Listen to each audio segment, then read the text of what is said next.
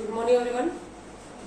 Our next periodic property and atomic property is the electronegativity.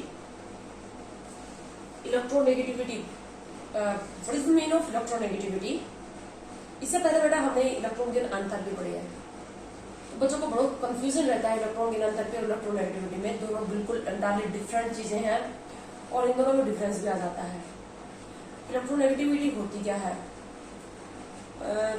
जब कोई atom किसी दूसरे एटम के साथ कोवेलेंट बॉन्ड से बॉन्डेड होता है उस टाइम, अब जो कोवेलेंट बॉन्ड हमको कैसे बनता है? कोवेलेंट बॉन्ड दो एटम के बीच में, जब दो एटम इलेक्ट्रॉन की शेयरिंग करते हैं। जैसे मैं आपको समझा दूं, यहाँ पर H2 के अंदर H2 मॉलिक्यूल कैसे बना है? हाइड्रोजन के पास वैलेंस शेल में एक इलेक्ट्रॉन है, दूसरे हाइड्रोजन एटम के पास भी वैलेंस शेल में क्या है? एक इलेक्ट्रॉन है। दोनों हाइड्रोजन क्या चाहते हैं? अपने नियरेस्ट नोबल गैस की कॉन्फ़िगरेशन को अचीव करना चाहते हैं। इनके हाइड्रोजन के नियरेस्ट नोबल गैस कौन सी है? हीलियम। दोनों हीलियम की कॉन्फ़िगरेशन अचीव करना चाहते हैं। हीलियम के पास इलेक्ट्रॉन है 2, ये भी 2 चाहते हैं, अपनी कॉन्फ़िगरेशन को 1s2 करना चाहते हैं। तो क्या करेंगे? दोनों एक एक इलेक्ट्रॉन को बीच में रख देंगे, एक एक इलेक्ट्रॉन की शेयरिंग करेंगे। तो दोनों ने क्या किया? एक एक इलेक्ट्रॉन को, इसने इसके इलेक्ट्रॉन की शेयरिंग कर ली और इसने इसके इलेक्ट्रॉन की शेयरिंग कर ली। ये इसकी इलेक्ट्रॉन की शेयरिंग करेगा और ये इसके इलेक्ट्रॉन की शेयरिंग करेगा। तो इस तरह से कोवेलेंट बॉन्ड बनता है। इलेक्ट्रॉन की शेयरिंग से बनता है कोवेलेंट बॉन्ड, आपको पता है। तो क्या हुआ? अब ये जो अगर एक एक इलेक्ट्रॉन की शेयरिंग करेंगे तो एक कोवेलेंट बॉन्ड बन जाएगा। दो दो इलेक्ट्रॉन की शेयरिंग करेंगे, अब जैसे ऑक्सीजन के केस में O2 जो मॉलिक्यूल बना है वो कैसे बना है?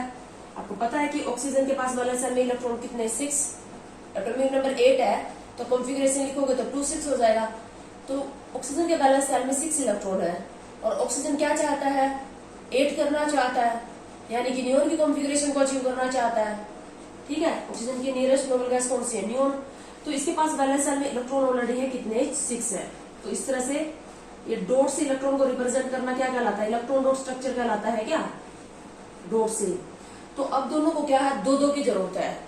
ये भी क्या करना चाहता है? 2 लेना चाहता है, ये भी 2 लेना चाहता है, लेकिन देने वाला तो कोई भी नहीं है। तो इलेक्ट्रॉन की इनको क्या करनी पड़ेगी? शेयरिंग। अब एक एक की शेयरिंग करेंगे तो 6 6 ऑलरेडी वैलेंस शेल में 7 7 ही हो पाएंगे। वैलेंस शेल में चाहिए कितने? 8। तो इनको 2 2 की शेयरिंग करनी पड़ेगी।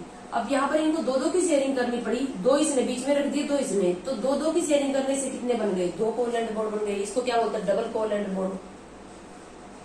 2 एटम के बीच में मैक्सिमम कितने इलेक्ट्रॉन की शेयरिंग पॉसिबल है? 2 एटम के बीच में मैक्सिमम 3 इलेक्ट्रॉन की शेयरिंग पॉसिबल है। अब इस तरह से देखो, अन2 के अंदर है नाइट्रोजन के बीच में बना हुआ बॉन्ड। अब एक नाइट्रोजन के पास वैलेंस शेल में इलेक्ट्रॉन कितने हैं? 5। दूसरी नाइट्रोजन के पास भी वैलेंस शेल में इलेक्ट्रॉन कितने हैं? 5। कितनी चाहते हैं? ये 8 करना चाहते हैं। 8 करना चाहते हैं तो इनको क्या करना पड़ेगा? 3 3 इलेक्ट्रॉन की शेयरिंग करनी पड़ेगी। अब 3 3 इलेक्ट्रॉन की शेयरिंग करेंगे तो ट्रिपल कोवेलेंट बॉन्ड बन जाएगा। इलेक्ट्रॉन की शेयरिंग से जो बॉन्ड बनते हैं वो होते हैं कोवेलेंट बॉन्ड। अगर एक एक इलेक्ट्रॉन की शेयरिंग करेंगे तो सिंगल, 2 2 इलेक्ट्रॉन की शेयरिंग करेंगे तो डबल, और 3 3 इलेक्ट्रॉन की शेयरिंग करेंगे तो क्या होंगे?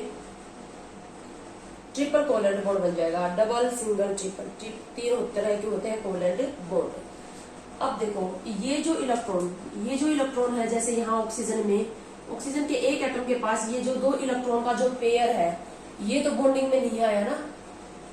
तो जो इलेक्ट्रॉन बॉन्डिंग में नहीं आते उनको बोलते हैं लोन पेयर ऑफ इलेक्ट्रॉन। ये क्या कहलाते हैं? Lone pair of electron. Lone pair of electron. और जो बॉन्डिंग में आ गए उनको बोलते हैं, पेयर है ना 2 इलेक्ट्रॉन का, बॉन्ड पेयर ऑफ इलेक्ट्रॉन। ये बॉन्डिंग वाले इलेक्ट्रॉन को क्या बोलते हैं? Bond pair of electron. Bond pair of electrons भी बोल सकते हैं इनको, और इन्हीं को शेयर्ड पेयर ऑफ इलेक्ट्रॉन भी बोल देते हैं।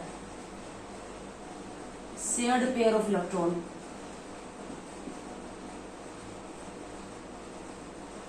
बॉन्ड पेयर ऑफ इलेक्ट्रॉन या शेयर्ड पेयर ऑफ इलेक्ट्रॉन बोल देते हैं। तो कोवेलेंट बॉन्ड जनरली किस किस के बीच में बनता है? नॉन मेटल एलिमेंट के बीच में बनता है।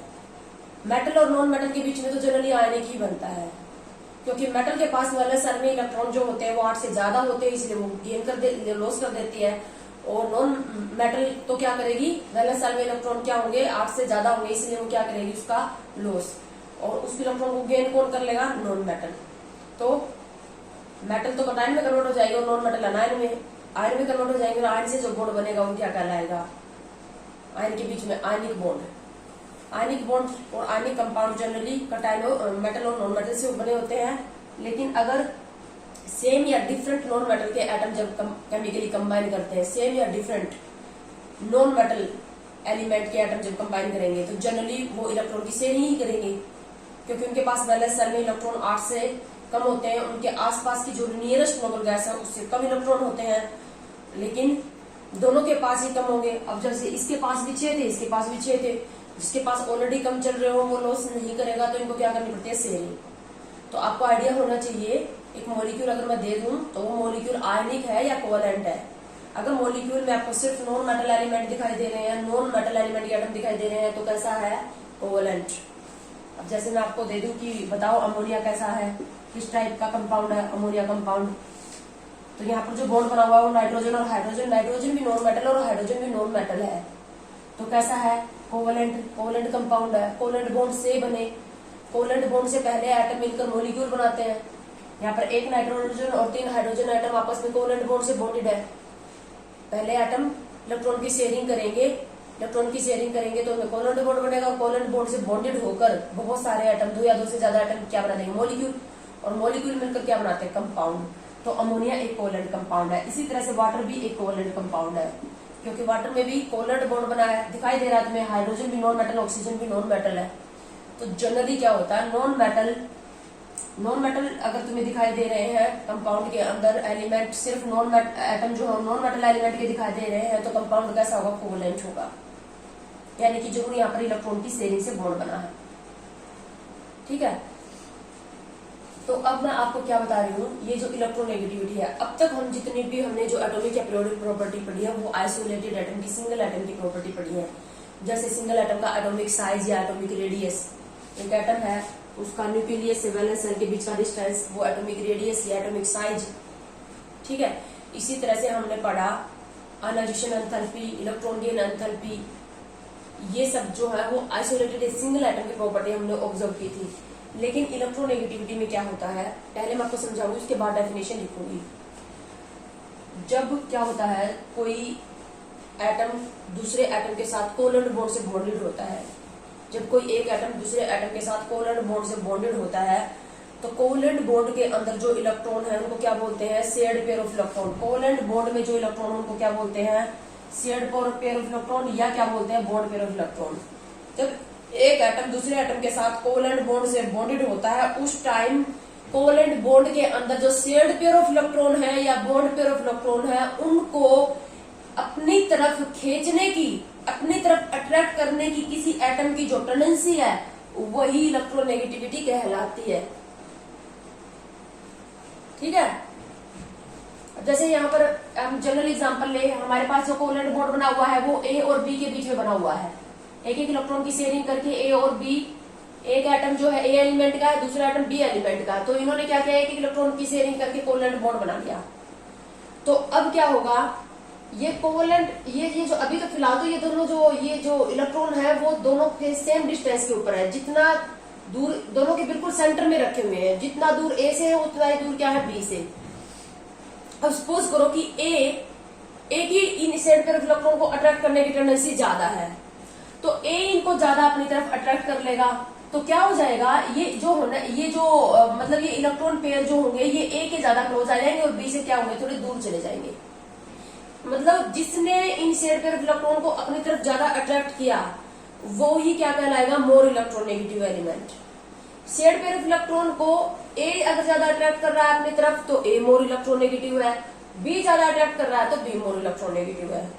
शेयर्ड पेयर ऑफ इलेक्ट्रॉन को जब एक एटम दूसरे एटम के साथ कोवेलेंट बॉन्ड से बॉन्डेड होता है, तो कोवेलेंट बॉन्ड के अंदर जो इलेक्ट्रॉन पेयर है या शेयर्ड पेयर ऑफ इलेक्ट्रॉन है उसको अपनी तरफ अट्रैक्ट करने की टेंडेंसी ही क्या कहलाती है, इलेक्ट्रोनेगेटिविटी कहलाती है।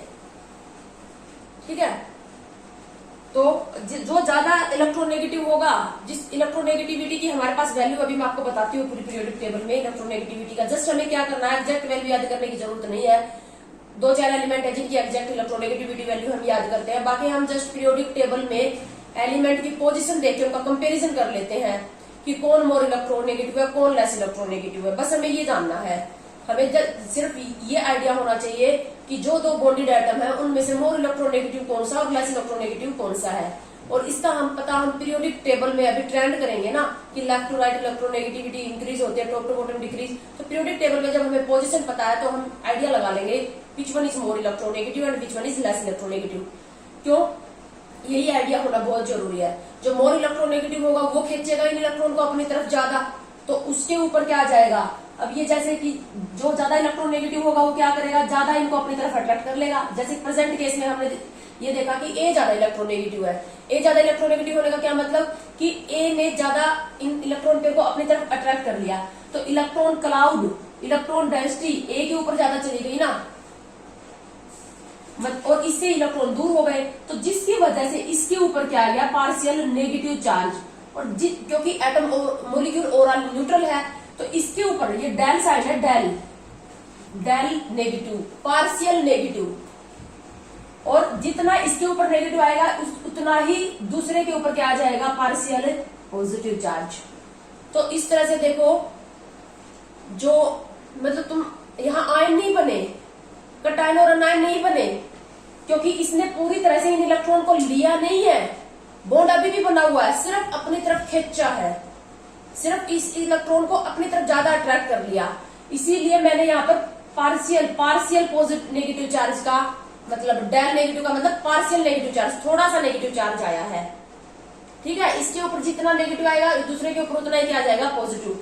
देखो पॉजिटिव नेगेटिव चार्ज डेवलप हो गया यहाँ पर, एक एटम के ऊपर नेगेटिव चार्ज डेवलप हो गया, जो मोर इलेक्ट्रोनेगेटिव है वो, और दूसरे के ऊपर पॉजिटिव, यानी कि पोल बन गए। ऐसे मॉलिक्यूल को पोलर मॉलिक्यूल बोलते हैं।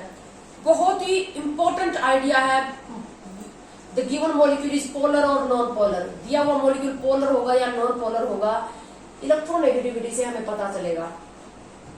तो किसके ऊपर पार्शियल नेगेटिव चार्ज आएगा और किसके ऊपर पार्शियल पॉजिटिव चार्ज आएगा, इसका आइडिया आपको तभी होगा जब दो एटम आपको दे दिए जाएंगे, किसकी इलेक्ट्रोनेगेटिविटी ज्यादा है और किसकी इलेक्ट्रोनेगेटिविटी कम है। एग्जैक्ट वैल्यू 2-3 की ही याद रखनी है, नहीं तो सिर्फ हमें जस्ट आइडिया होना चाहिए। अब जैसे कि मैं आपको बताऊं कि HCl है, जैसे अब HCl एक पोलर, जो HCl है, HCl जो है आपको पता है HCl कैसे बना है।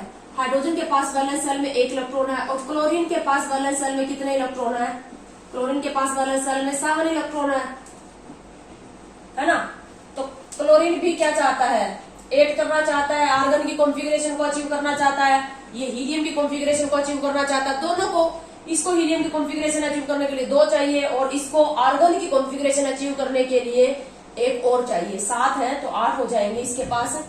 मतलब मैं 2 बातें बोल रही हूँ, हीलियम को छोड़कर बाकी सभी नोबल गैसेस के पास वैलेंस सेल में इलेक्ट्रॉन है 8, सिर्फ हीलियम को छोड़कर। ठीक है, तो सारे बाकी के जो एटम है जिनकी वैलेंस सेल 2 या 2 से ज्यादा है, जिन एटम की वैलेंस सेल 2 या 2 से ज्यादा है, वो भी अपने वैलेंस सेल में क्या करना चाहते हैं, 8 इलेक्ट्रॉन ही लाना चाहते हैं। तो चाहे तो ये कह लो कि हर कोई क्या चाहता है, अपनी वैलेंस सेल में 8 इलेक्ट्रॉन लाना चाहता है, या ये कह लो कि अपने आसपास की नोबल गैस की कॉन्फ़िगरेशन को अचीव करना चाहता है। मैं तब बातें बोलूंगी यहाँ पर कि क्लोरीन क्या चाहता है, अपने वैलेंस सेल में 8 इलेक्ट्रॉन लाना चाहता है, या मैं ये कहूँ कि क्लोरीन अपने आसपास की आर्गन गैस की कॉन्फ़िगरेशन, इसके नियरेस्ट जो नोबल गैस है वो ना आर्गन, उसकी कॉन्फ़िगरेशन को अचीव करना चाहता है। क्योंकि आर्गन के पास भी तो वैलेंस सेल में इलेक्ट्रॉन कितने होंगे, 8 ही होंगे। तो चाहे ये कह लो कि हर कोई क्या चाहता है, अपनी वैलेंस सेल में 8 इलेक्ट्रॉन अचीव करना चाहता है, जिनकी valence shell 2 and more than 2 होगी, सेकंड और मोर देन सेकंड होगी, या फिर ये कह लो कि नियरेस्ट नोबल गैस कॉन्फ़िगरेशन को अचीव करना चाहता है। तो दोनों को क्या करना पड़ेगा, एक इलेक्ट्रॉन की शेयरिंग। अब लॉस तो ये भी नहीं करेगा, लॉस ये भी नहीं करेगा। लॉस क्यों करेगा, लॉस तो ऑलरेडी इनके पास क्या चल रहे हैं, नोबल गैस से, इनके नियरेस्ट नोबल गैस है उससे इलेक्ट्रॉन कम चल रहे हैं, तो लॉस करने के लिए तो कोई भी तैयार नहीं है। तो लॉस करने के लिए कोई तैयार नहीं है, तो इनको क्या करना पड़ेगा, इलेक्ट्रॉन की शेयरिंग। तो एक इलेक्ट्रॉन की इन्होंने शेयरिंग कर ली, तो इस तरह से HCl बन गया। अब आपको पता है कि HCl एक कोवलेंट कंपाउंड है। HCl एक कोवलेंट कंपाउंड है क्योंकि HCl का जो मॉलिक्यूल है उसके अंदर हाइड्रोजन एटम और क्लोरीन एटम आपस में कोवलेंट बॉन्ड से बॉन्डेड है, कोवलेंट बॉन्ड से बॉन्डेड है। तो अब क्या बना, एक हाइड्रोजन और एक क्लोरीन एटम ने मिलकर एक्सियल मॉलिक्यूल बना दिया और बहुत सारे एक्सियल मॉलिक्यूल आपस में एक फोर्स ऑफ अट्रैक्शन से जुड़ेंगे, उससे क्या बन जाएगा, कंपाउंड बन जाएगा। ठीक है, तो एक्सियल, अब हमें ये देखना है कि हाइड्रोजन और क्लोरीन दो हेटेरो एटम है, डिफरेंट एलिमेंट के एटम है, ये हाइड्रोजन एलिमेंट का, ये क्लोरीन एलिमेंट का है। तो अब ये पोलर है या नॉन पोलर है। अब अगर कोई बॉन्ड दो डिफरेंट एटम के बीच में बना हुआ, अब तो एक तो H2 में तो हाइड्रोजन और हाइड्रोजन के बीच में बना हुआ है, तो दोनों ही एटम क्या है, एक ही एलिमेंट के हैं, तो इलेक्ट्रोनेगेटिविटी जितनी इसकी है उतनी इसकी है। जैसे इसकी 2.1 है तो इसकी भी 2.1 है, तो यहां तो इलेक्ट्रोनेगेटिविटी का डिफरेंस 0 है, मतलब दोनों के बीच, बिल्कुल बीच में रहेगा ये इलेक्ट्रॉन। ये जो कोवेलेंट बॉन्ड के अंदर जो इलेक्ट्रॉन पेयर है दोनों के बीच में रहेगा, क्योंकि दोनों की इलेक्ट्रॉन नेगेटिविटी सेम है। तो ऐसा नहीं है कि ये अपनी तरफ ज्यादा खींच लेगा या ये अपनी तरफ, दोनों के बिल्कुल सेंटर में रहेंगे ये इलेक्ट्रॉन पेयर।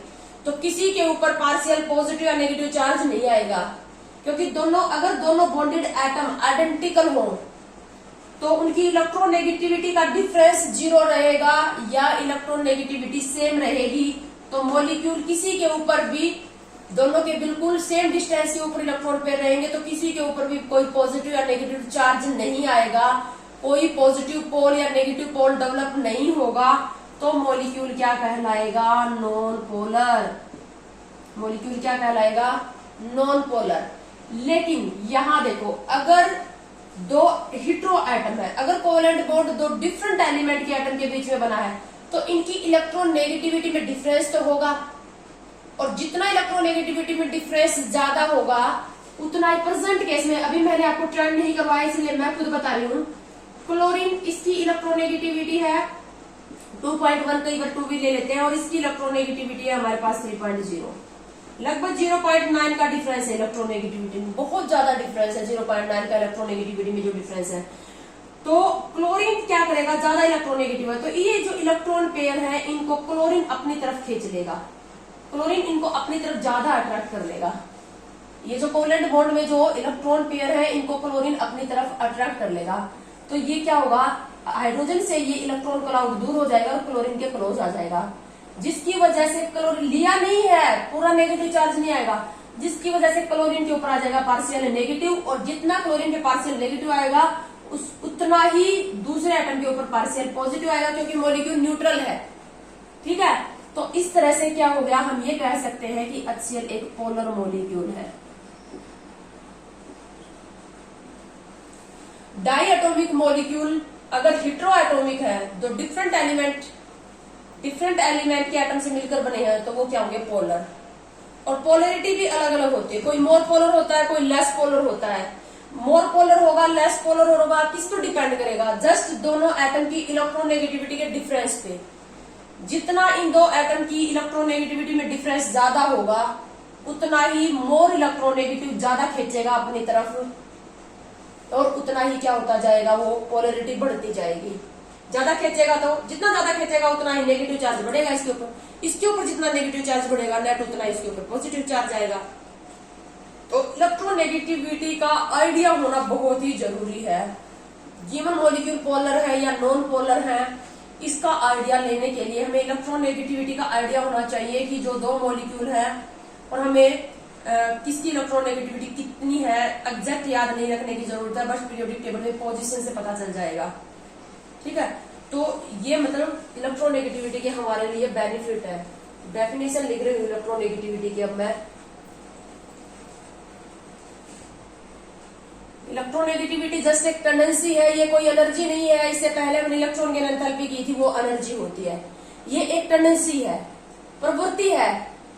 जब कोई एटम किसी दूसरे एटम के साथ कोवेलेंट बॉन्ड से बॉन्डेड होता है तो उस टाइम कोवेलेंट बॉन्ड के अंदर जो शेयर्ड पेयर ऑफ इलेक्ट्रॉन होते हैं उनको अपनी तरफ अट्रैक्ट करने की जो टेंडेंसी है वही इलेक्ट्रोनेगेटिविटी कहलाती है।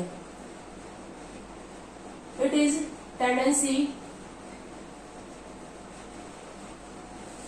To attract shared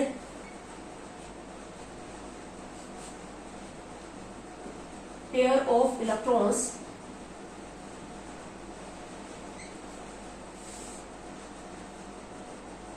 present in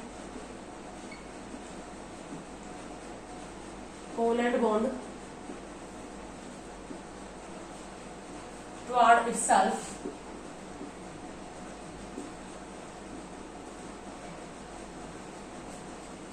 when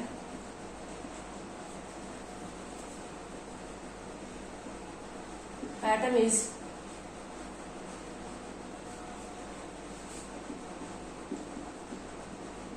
covalently bonded with another atom. It is tendency of atom. It is tendency of atom कर लो यहाँ पर. किसकी tendency? It is tendency of atom to attract shared pair of electron present in a covalent bond itself when atom is covalently bonded with other atom. जब एक atom दूसरे atom के साथ covalent bond से बॉन्डेड होता है उस time covalent bond के अंदर जो इलेक्ट्रॉन पेयर होता है उसको अपनी तरफ अट्रैक्ट करने की जो टेंडेंसी है वही क्या कहलाती है? इलेक्ट्रोनेगेटिविटी. अब आपको अगर इलेक्ट्रोनेगेटिविटी और इलेक्ट्रॉन गेन एंथैल्पी में डिफरेंस दे दिया जाए तो इलेक्ट्रोनेगेटिविटी एक टेंडेंसी है और electron gain enthalpy amount of energy generally release when extra electron is enters in isolated gases atom so that it converted to gases anion. वो एनर्जी है और ये एक प्रवृत्ति है, एक टेंडेंसी है. तो ये तो है इलेक्ट्रोनेगेटिविटी. अब हम इलेक्ट्रोनेगेटिविटी के ट्रेंड्स करेंगे. हमारी जो पीरियोडिक टेबल है उसमें ट्रेंड्स इलेक्ट्रोनेगेटिविटी के जब हम पीरियड में मूव करते हैं लेफ्ट टू राइट या ग्रुप में मूव करते हैं टॉप टू बॉटम तो इलेक्ट्रोनेगेटिविटी इंक्रीज होगी या डिक्रीज होगी. ठीक है. तो अब क्या होगा? जैसे इलेक्ट्रोनेगेटिविटी किस एटम की ज्यादा होगी? जब दो एटम आपस में कोवेलेंट बॉन्ड से बॉन्डेड है. अभी भी देखा मैंने HCl में बताया कि हाइड्रोजन की इलेक्ट्रोनेगेटिविटी 2.1 और क्लोरीन की 3 है. तो किसकी इलेक्ट्रोनेगेटिविटी ज्यादा होगी? कौन ज्यादा खींचेगा अपनी तरफ? फिर से हम A और B का एग्जांपल लेके चलेंगे. A और B ने आपस में एक एक इलेक्ट्रॉन की शेयरिंग करके ये कोवेलेंट बॉन्ड बनाया. सपोज करो A एटम का साइज स्मॉल है और B एटम का साइज जो है वो लार्ज है. तो जनरली एटॉमिक साइज का इलेक्ट्रोनेगेटिविटी के साथ रिलेशनशिप पीरियोडिक टेबल में ट्रेंड करने के लिए हमें एटॉमिक साइज का ट्रेंड देखना पड़ेगा. जनरली क्या होगा? जिस एटम का साइज स्मॉल होगा ये स्मॉल साइज का एटम होगा और ये लार्ज साइज का होगा. स्मॉल साइज का अगर एटम होगा तो ये जो इलेक्ट्रॉन होंगे वो उसके न्यूक्लियस के ज्यादा क्लोज होंगे. ये जो इलेक्ट्रॉन है ये स्मॉल साइज के एटम के ज्यादा क्लोज होंगे और लार्ज साइज का एटम होगा उसका न्यूक्लियस इन इलेक्ट्रॉन से क्या होगा? ज्यादा दूर होगा. तो एटम का साइज अगर स्मॉल है तो वो क्या करेगा? इन इलेक्ट्रॉन को ज्यादा अपनी तरफ अट्रैक्ट कर लेगा. सो हम ये कह सकते हैं एटॉमिक साइज, जो एटॉमिक साइज है small atomic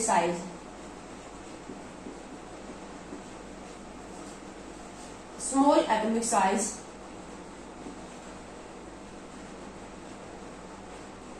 more electronegative.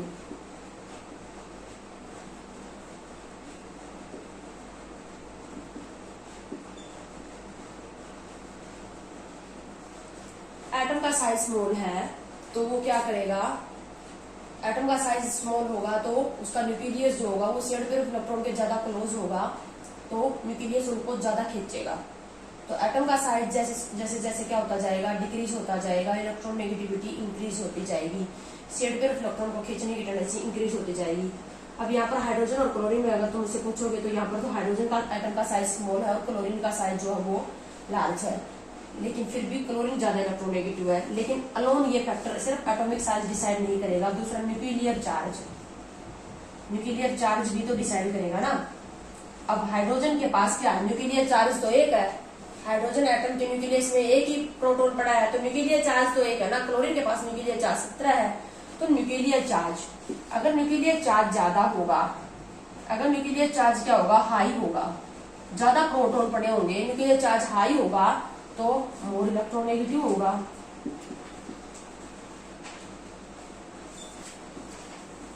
More electronegative होता जाएगा ना, क्योंकि न्यूक्लियस के अंदर चार्ज होगा. जैसे प्रोटॉनों की संख्या बढ़ेगी, पॉजिटिव चार्ज ज्यादा होगा तभी तो ज्यादा खींचेगा इस शेयर्ड पेयर इलेक्ट्रॉन को अपनी तरफ. हाइड्रोजन और क्लोरीन में अगर साइज देखा जाए तो क्लोरीन एटम का साइज ज्यादा है, हाइड्रोजन एटम का साइज स्मॉल है, लेकिन फिर भी क्लोरीन ज्यादा इलेक्ट्रोनेगेटिव है due to high nuclear charge. तो न्यूक्लियर चार्ज बढ़ेगा, इलेक्ट्रोनेगेटिविटी इंक्रीज होगी। एटॉमिक साइज क्या होगा, एटॉमिक साइज का इलेक्ट्रोनेगेटिविटी का इनवर्सली प्रोपोर्शनल है। Atomic size decrease, electronegativity increase, ये बातें आपको याद रखनी है। तो क्या रिलेशनशिप निकाली,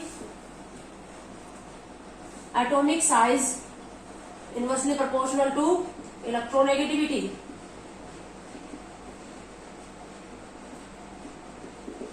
जैसे जैसे एटम का साइज घटता जाएगा उसका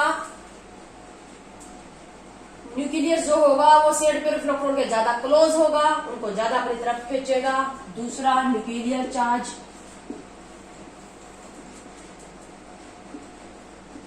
nuclear charge is directly proportional to electronegativity.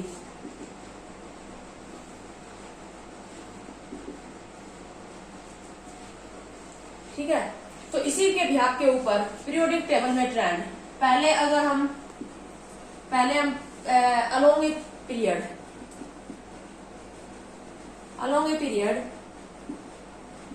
यानी कि पीरियड में कब लेफ्ट टू राइट जब टर्न करते हैं, अलोंग ए पीरियड जब हम लेफ्ट टू राइट टर्न करते हैं तो इलेक्ट्रोनेगेटिविटी का क्या होगा, एलिमेंट्स की इलेक्ट्रोनेगेटिविटी इंक्रीज होगी या डिक्रीज होगी। बताओ एटॉमिक साइज क्या होता है, एटॉमिक साइज क्या होता है, डिक्रीज होता है। न्यूक्लियर चार्ज का क्या होता है, न्यूक्लियर चार्ज क्या होता है, इंक्रीज होता है। दोनों फैक्टर की वजह से एटॉमिक साइज छोटा होता जाएगा, न्यूक्लियर चार्ज इंक्रीज होता जाएगा, इलेक्ट्रोनेगेटिविटी भी इंक्रीज होती जाएगी। इलेक्ट्रोनेगेटिविटी क्या होती जाएगी, इंक्रीज, इलेक्ट्रोनेगेटिविटी इंक्रीज होगी लेफ्ट टू राइट, यानी कि जितना हम कोई एलिमेंट राइट साइड में होगा वो ज्यादा इलेक्ट्रोनेगेटिव होगा अपने से लेफ्ट वाले के केस में। जैसे कि अगर हम सेकंड पीरियड के मेंबर्स यहाँ पर लेके देखते हैं, हमारे पास सबसे पहला सेकंड पीरियड का मेंबर है लिथियम, फिर है बेरिलियम, फिर है boron, carbon, nitrogen, oxygen, fluorine. ठीक है, तो इलेक्ट्रोनेगेटिविटी इंक्रीज होती जा रही है और फ्लोरीन जो होगा वो सबसे हाई इलेक्ट्रोनेगेटिव एलिमेंट है। फ्लोरीन हाईएस्ट इलेक्ट्रोनेगेटिव, सभी एलिमेंट में से सबसे हाईएस्ट इलेक्ट्रोनेगेटिव एलिमेंट है और इसकी इलेक्ट्रोनेगेटिविटी 4 मानी गई है। फ्लोरीन की इलेक्ट्रोनेगेटिविटी 4 मान ली गई है और फ्लोरीन की इलेक्ट्रोनेगेटिविटी के बिहाफ के ऊपर ही बाकी एलिमेंट की इलेक्ट्रोनेगेटिविटी का हम डिसाइड करते हैं, कंपेरिजन करते हैं। जैसे कि फ्लोरीन के जो ज्यादा क्लोज है उसकी इलेक्ट्रोनेगेटिविटी क्या होगी, इसकी जैसे 3.5 हो गई, इसकी 3 हो गई, इसकी 2.2 हो गई, इसकी 0.8 हो गई। तो इस तरह से क्या होता है, फ्लोरीन से ही लोकेशन देखते हैं कि फ्लोरीन से कितना लेफ्ट में है। तो जो लेफ्ट में पड़े हैं अस ब्लॉक एलिमेंट लेफ्ट में है, लेस इलेक्ट्रोनेगेटिव है, लेस इलेक्ट्रोनेगेटिव है वो। ठीक है, जो लेस इलेक्ट्रोनेगेटिव होते हैं उन्हीं को इलेक्ट्रोपॉजिटिव भी बोल देते हैं। इलेक्ट्रोनेगेटिव का जस्ट रिवर्स जो टर्म है वो है इलेक्ट्रोपॉजिटिव करैक्टर। इलेक्ट्रोनेगेटिव का मतलब इलेक्ट्रॉन को अट्रैक्ट करने की टेंडेंसी और इलेक्ट्रोपॉजिटिव का मतलब इलेक्ट्रॉन लॉस करने की टेंडेंसी। जितनी इलेक्ट्रोनेगेटिविटी इंक्रीज होती है उतना ही क्या होता है, मेटालिक करैक्टर डिक्रीज होता है और नॉन मेटालिक करैक्टर इंक्रीज होता है। फ्लोरीन सबसे हाईएस्ट, सबसे हाई इलेक्ट्रोनेगेटिव एलिमेंट है, इसीलिए सबसे मोस्ट नॉन मेटालिक एलिमेंट है। इलेक्ट्रोनेगेटिविटी जैसे जैसे बढ़ती जाएगी कौन सा करैक्टर बढ़ेगा, left to right non metallic character बढ़ेगा। ठीक है, अलोंग ए ग्रुप देख लेते हैं। जब हम टॉप टू बॉटम मूव करते हैं along a group, top to bottom move करेंगे along a group,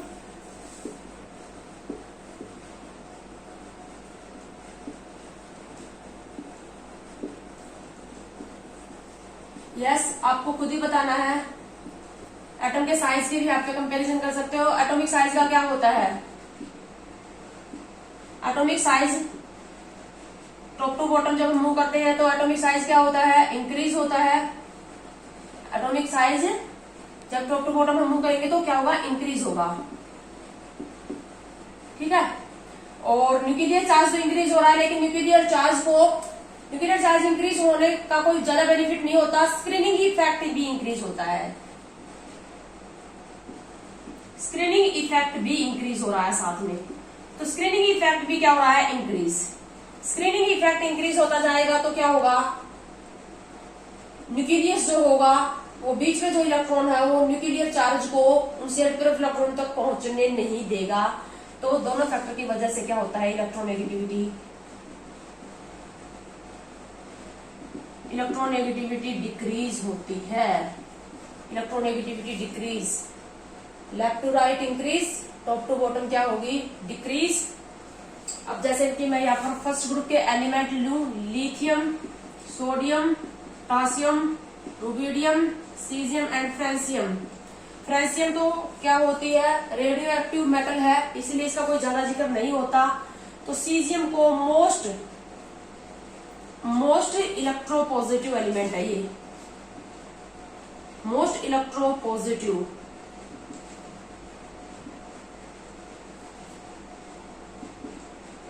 most electropositive या लिस्ट इलेक्ट्रोनेगेटिव, लिस्ट इलेक्ट्रोनेगेटिव। सबसे लेस इलेक्ट्रोनेगेटिव, इसकी इलेक्ट्रोनेगेटिविटी 0.7 है, यूनिट लेस होती है इलेक्ट्रोनेगेटिविटी, जस्ट एक नंबर है 0.7। क्यों, क्योंकि सबसे लेफ्ट में रखा है और सबसे नीचे रखा है। सबसे लेफ्ट में है ग्रुप फर्स्ट के नंबर है ये, सबसे लेफ्ट में, लेफ्ट टू राइट तो इलेक्ट्रोनेगेटिविटी क्या हो जाएगी, इंक्रीज, और टॉप टू बॉटम क्या हो जाएगी, डिक्रीज। तो यहां से मतलब क्या हुआ, सबसे लेफ्ट में भी है और सबसे बॉटम में भी हो गया ये, इसलिए सबसे हाई इलेक्ट्रोनेगेटिव एलिमेंट तो कौन हो गया, फ्लोरीन, और सबसे लेस इलेक्ट्रोनेगेटिव एलिमेंट कौन हो गया, सीजियम, मेटल। जितने लेस इलेक्ट्रोनेगेटिव होते हैं वो मेटालिक होते हैं, मोर इलेक्ट्रोनेगेटिव होते हैं वो क्या होते हैं, नॉन मेटालिक नेचर के होते हैं। इलेक्ट्रोनेगेटिविटी से रिलेटेड कुछ इंपॉर्टेंट टर्म हम नेक्स्ट वीडियो में लेंगे।